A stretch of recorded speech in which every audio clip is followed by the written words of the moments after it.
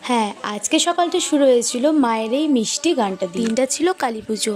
আজকে প্রায় কয়েক বছর পর মায়ের কাছে পুজো দিতে পারবো ভেবে সেই আনন্দে সকাল সকাল স্নান সেরে নিয়েছিলাম। তারপর আমার বাড়ির ঠাকুর মানে আমার গিরিশোনা গোপসোনাকে সুন্দর করে সাজিয়ে পুজো দিয়ে নিলাম। এবার আমি পুজোর ডালাটাকে সাজিয়ে নেবো। আর তোমরা তো দেখতেই পেলে আমি মায়ের জন্য কি কি কিনে এনেছিলাম। আজ ইচ্ছে ছিল মাকে একটা নিজের হাতে জবা ফুলের মালা করে দেওয়ার, কিন্তু আজকে একটাও ফুল পাইনি। আমাদের গাছের নীলকণ্ঠ ফুল দিয়ে একটা মাকে সুন্দর মালা তৈরি করে নিয়ে চলে গেলাম মন্দিরে। আর আমি তো তোমাদের সাথে এটা আগেও শেয়ার করেছি, আমাদের কিন্তু কোনো রকম মূর্তি আনা হয় না, আমাদের এই গাছেতেই মায়ের পুজোটা হয়। এদিকে মাকে শাড়ি পরানো, 108টা পদ্মের মালা, জবার মালা পরানো কিন্তু হয়ে গেছে। তারপর মায়ের পুজো বসে পড়েছে। আর পুজো বসার পর দেখো চারিপাশটা এত সুন্দর লাগছিল, পুরো মন ভরে যাচ্ছিল দেখে। এরপর পুষ্পাঞ্জলি হলো, পুষ্পাঞ্জলির পর হলো হোমের শেষে এবার মাকে ভোগ দেওয়া হবে। তো আর এদিকটা দেখো এত আয়োজন, কারণ আজকে সন্ধ্যাবেলা ছোট্ট করে একটা মৎস্যপের আয়োজন করা হয়েছে। তো চলো আবার দেখা হচ্ছে সন্ধ্যাবেলা।